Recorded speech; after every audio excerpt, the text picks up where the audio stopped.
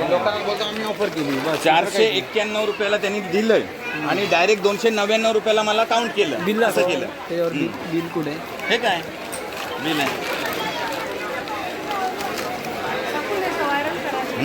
299 रुपयाला 500 ग्रॅम प्रमाणे 4 पाकिटं घेतली आणि 1198 रुपये काउंट केलेत डीमार्टमध्ये. बरोबर. हां, बाहेर कितीला खोबरं आहे? बाहेर आहे 380 रुपयाला. मी आता माझ्या वाण्याला फोन केला.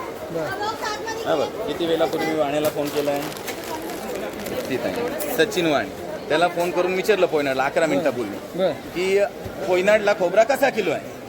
पोयनाडला खोबरा फक्त 380 रुपये किलो आहे. बरं. असं झालं. नाही आता फ्रॉड झालं. शॉप झालं सगळं.